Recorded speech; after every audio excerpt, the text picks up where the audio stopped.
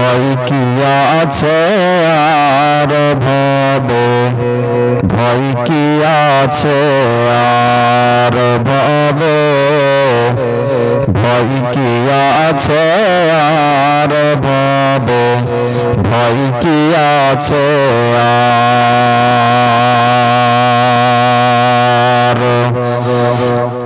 আর সাইয়্যিদুল মুরসালিন নবী মোদের জাবিন্দার, আর সাইয়্যিদুল মুরসালিন নবী মোদের জাবিন্দার ভাবে, ভয় কি আছে আর ভাবে, ভয় কি আছে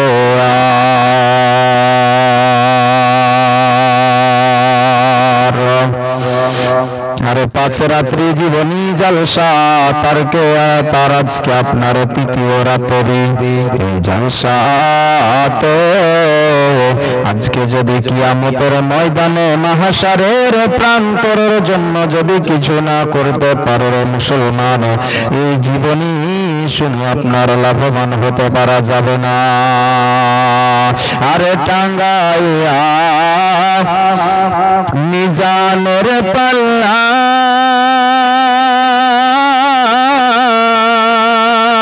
সেদিন হিসাব নিকাশ করিবেন মওলা,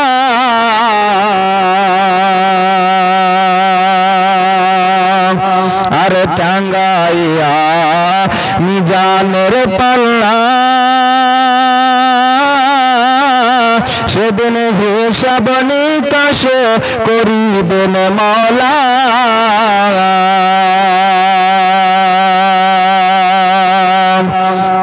আর দয়ার নবীর উম্মত বিনা শানে হবে পার, আর দয়ার নবীর উম্মত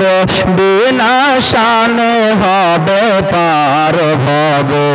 ভয় কি আছে আর ভবে, ভয় কি আছে আর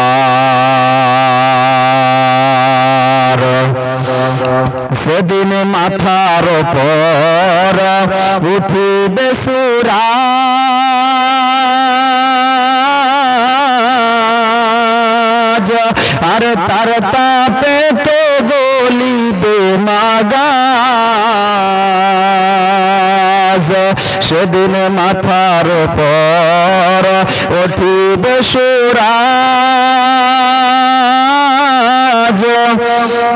আর তার তাপেতে গলিবে মাগাজ,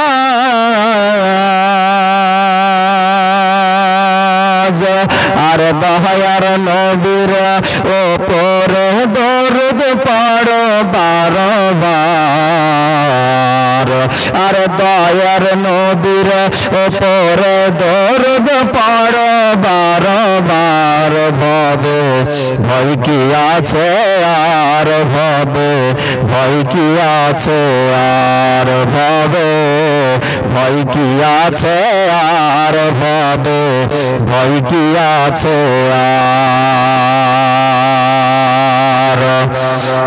আর সাইয়্যিদুল মুরসালিন নবী মোদের জাবিন্দার ভবে, ভয় কি আছে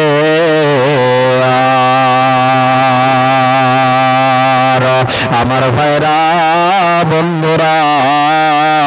ওই কিয়ামতের দিন হবে মাহশারের প্রান্তরে রে যুবক,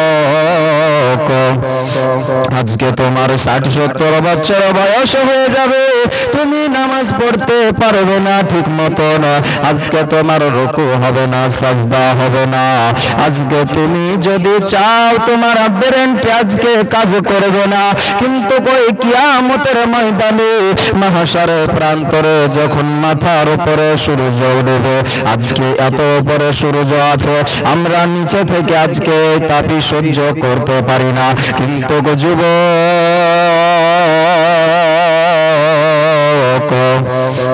ওই কিয়ামতের ময়দানে যেদিন মাথার উপরে যেদিন সুরাজ থাকবে সেই দিন কেমন করে সহ্য করবে। আজকে আল্লাহর নবীজির সাহাবীদের দেখে আজকে শিক্ষা নিল। আল্লাহর নবীজির সাহাবীরা আজকে জঙ্গে খন্দকের ময়দানে আল্লাহর নবীজি আমার যুদ্ধ করতে যেদিন আপনার গিয়েছিলেন, দয়ার নবী মায়ার নবী মুস্তাফা সাল্লাল্লাহু তাআলা আলাইহি ওয়াসাল্লাম নবীজি আমার সাহাবীদেরকে নিয়ে গিয়েছিলেন। সাহাবীদেরকে নিয়ে আপনারা যাওয়ার পরে তখন আপনার নবীজির ধারে 1000 মানুষ আর কাফেরদের দিকে আপনারা হাজার হাজার মানুষ। নবীজি আজকে যুদ্ধ করবে। আল্লাহর নবীজি বললেন, সাহাবীরা, আমার সাহাবীরা, আজকে যার যার বাড়িতে কদল আছে, কেউ আপনারা বলে ফাওড়া আছে,